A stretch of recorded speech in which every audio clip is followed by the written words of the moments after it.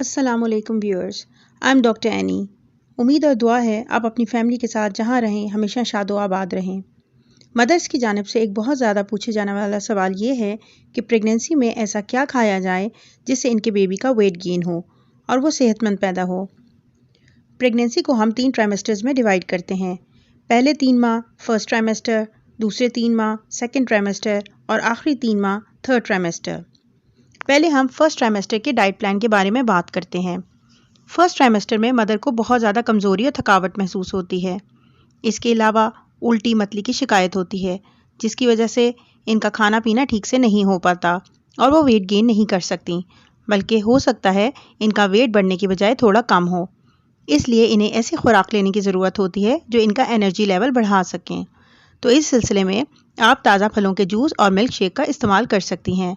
डब्बे के जूस और कोल्ड ड्रिंक्स को अवॉइड करें, क्योंकि डब्बे के जूसेस में सिर्फ शुगर होती है और कोई हेल्दी न्यूट्रिएंट्स नहीं होते। ताज़ा फलों में आप अनार, माल्टे का जूस या फलों की स्मूदी जैसे स्ट्रॉबेरी स्मूदी बनाकर पी सकती हैं। पहले 3 माह में आपको रोज़ाना 400 से 600 माइक्रोग्राम फॉलिक एसिड चाहिए, जो बच्चे की सेल डिवीजन और ग्रोथ के लिए ज़रूरी होता है। इसके अलावा न्यूरल ट्यूब डिफेक्ट्स जैसे कि रीढ़ की हड्डी पर फोड़ा, इससे बचने के लिए भी फॉलिक एसिड ज़रूरी होता है। फॉलिक एसिड की रिक्वायरमेंट हमारी डाइट से पूरी नहीं हो सकती, इसलिए आपकी डॉक्टर आपको फॉलिक एसिड की एक गोली रोज़ाना खाने की हिदायत करती हैं। इस टाइम में आपको आयरन और कैल्शियम सप्लीमेंट्स की ज़रूरत नहीं होती, क्योंकि फर्स्ट ट्राइमेस्टर में बेबी मदर के स्टोर से ही अपनी ज़रूरत पूरी कर लेता है। पहले 3 माह में आयरन और कैल्शियम आप अपनी खुराक से पूरी कर सकती हैं। कैल्शियम के लिए कम से कम रोज़ाना 2 ग्लास दूध पिएं। आयरन के लिए गोश्त, हरे पत्तों वाली सब्जियां और फल जैसे सेब, इनका इस्तेमाल ज़्यादा करें। आयरन की कमी को पूरा करने के लिए नट्स यानी बादाम को अपनी डाइट में ज़रूर शामिल करें। प्रेगनेंसी में आपको रोज़ाना 400 से 500 कैलोरीज ज़्यादा लेनी है, यानी जितनी कैलोरीज आप प्रेगनेंसी से पहले ले रही थीं, इससे अब आप तकरीबन 400 से 500 ज़्यादा कैलोरीज एक दिन में ले सकती हैं। और कोशिश करें कि ये कैलोरीज हेल्दी हों, ताकि आपका और आपके बेबी का वेट गेन भी हेल्दी हो।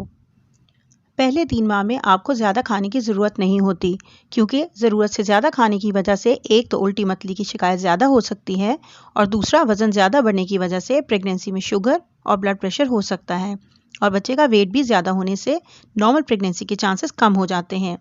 और ये भी हो सकता है कि अनहेल्दी वेट गेन की वजह से बच्चे का वज़न ज़्यादा होने की बजाय कम हो और बच्चा वीक हो।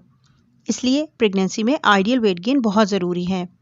प्रेगनेंसी में कितना वेट गेन होना चाहिए और इसको कैसे कंट्रोल किया जा सकता है, इसके मुतालिक मैंने एक वीडियो बना रखी है, आप अपनी मालूमात के लिए वो देख सकती हैं। बहुत ज़्यादा तली हुई चीज़ों से परहेज़ करें। आप एक साथ खाना ना खाएं, बल्कि स्मॉल फ्रीक्वेंट मील्स यानी थोड़ा थोड़ा खाना थोड़े थोड़े वक्फे से खाएं। दिन में 5 से 6 स्मॉल मील्स लें और हर 2 घंटे के बाद थोड़ा थोड़ा खाती रहें। इससे आपको दिन में जितनी कैलोरीज चाहिए वो पूरी हो जाती हैं। अब बात करते हैं सेकेंड ट्राइमेस्टर यानी प्रेगनेंसी के चौथे, 5वें और 6ठे माह की। इस वक्त तक नौजिया वॉमिटिंग बेहतर हो जाते हैं और भूख भी अच्छे तरीके से लगती है। कोशिश करें कि सेकेंड ट्राइमेस्टर में न्यूट्रिएंट्स से भरपूर और ज़्यादा कैलोरीज वाली डाइट लें। सेकेंड ट्राइमेस्टर में मदर और बेबी दोनों का वज़न तेज़ी से बढ़ता है। आमतौर पर बच्चे का वज़न पहले 6 माह में 700 से 800 ग्राम तक बढ़ता है और बाकी तमाम ग्रोथ आखिरी 3 माह यानी 7वें, 8वें और 9वें माह में होती है।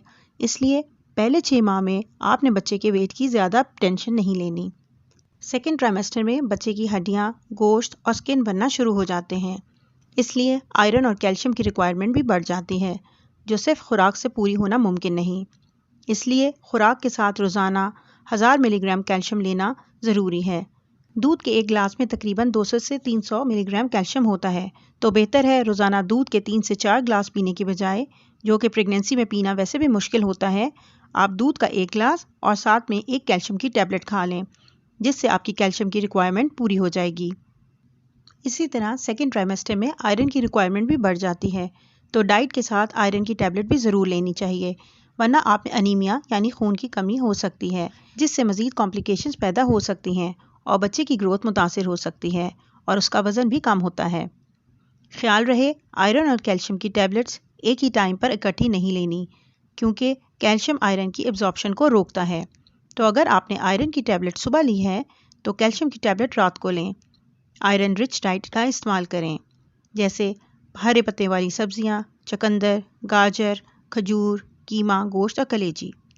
थर्ड ट्राइमेस्टर यानी आखिरी 3 माह में आयरन और कैल्शियम की रिक्वायरमेंट मज़ीद बढ़ जाती है, इसलिए डाइट के साथ साथ सप्लीमेंट्स का भी बाकायदगी से इस्तेमाल करें।